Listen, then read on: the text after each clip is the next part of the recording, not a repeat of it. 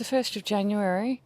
I've just spent the morning moving the collection that was on the veranda under the shade structure that we have here in the backyard so that we can put up a proper shade sail on the veranda here that's going to go from the top of the roof right across to the back door section, and it's going to go right across here to the garage and connect there. So we did have a shade cloth across there, but it was starting to look a little bit shantytown and falling apart, and we've decided to put a proper shade sail that we can leave there and create a bit of shade on the veranda, because this, as you can see, is in sun for majority of the day. So even in winter it's going to be good there because it just gets far too warm, and I think the succulents are actually doing all right under the shade cloth. So I've moved that veranda section down to the back here.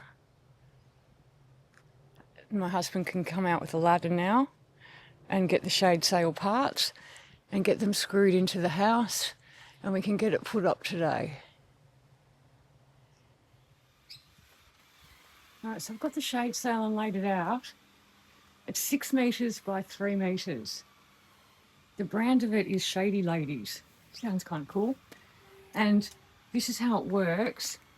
Where's the little corner? The corners, there's 4 corners with buckles. And underneath, it's all reinforced with like seatbelt material. And then each little corner connects to one of these hooks. And the hook connects to the D-ring.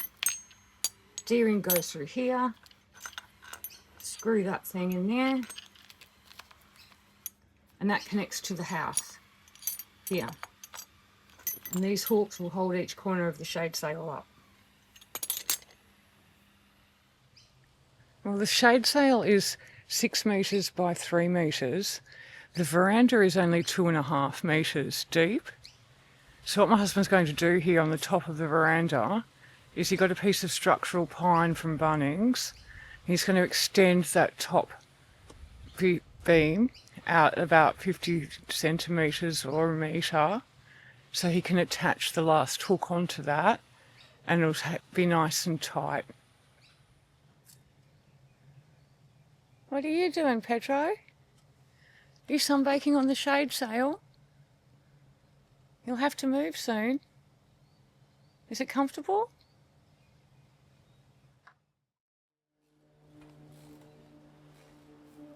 Well, he's attached 2 of the corners, and now he's putting on the 3rd one over here on the garage.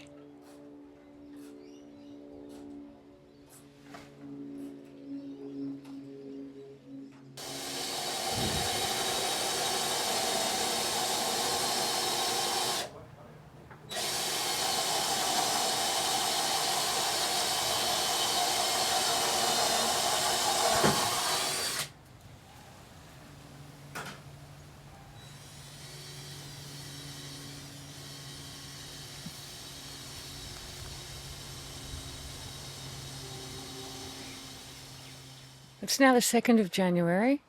Shade sail is up. Pretty pleased. This veranda would have been in full sun right now, and it's in beautiful amount of shade. So what I decided to do was put a couple of plant stands here instead, and it's because I did have everything just on the ground on the veranda here. So I was thinking maybe if I put everything on a plant stand, I might actually be able to fit a few more in. So my husband this morning assembled 2 of these for me, and he's put them here. And the plants that were here, I've moved them across to this side and put them all back. So they're in nice filtered light right now, which is good. And so I moved the plant stands that were there, these things, and I'm going to put them somewhere else. I've just got to figure out where. But so now the next job is to come back and start getting all these pots that were on the veranda, all these ones. And I'm going to start putting all the pots on the shelving, and fingers crossed I might have space, I don't know, but I'll probably fill them with all this. So let's see how I go. Well, it's now the 3rd of January. It's late afternoon and I'm standing underneath my shade structure here. All the plants are in filtered light. They seem to be really liking it. So I spent most of the day today removing all the ones that I had down here and putting them back on the veranda. And the 2 plant stands that I moved, I've managed to fit 6 trays in each stand. So I thought I may as well put them under the shade structure while it's summer, and then I'll figure out what to do with them after that. Well, unfortunately, I didn't really manage to achieve much more space. It just looks a little bit neater. So I've put all the bowls that I had underneath the shade back there, and I've put them up on the new plant stands. They look quite neat at the moment. So I've got all of those here. And the only extra space I really have is at the back of each plant stand down here. I'm going to get some racks from Bunnings and run them through, and I should be able to sit more on the racks then, because I'll be seeing afternoon sun. So as the sun goes down, it's going to land on all of these ones, which is good. They'll still get a few hours of sunlight each day. And now I've got the other ones in the stands where the bowls were sitting. So everything's sitting underneath the filtered light of the stand, of the shade structures. And I've got my shade sail up here. It's doing a great job. So I think with the racks, it looks a lot neater. But yeah, there is a fair bit of space. That's about the only extra space I do have at the back of the racks here, where I can put some more plants once I get something to put across. But everything looks neat. Nice walking path back to the house.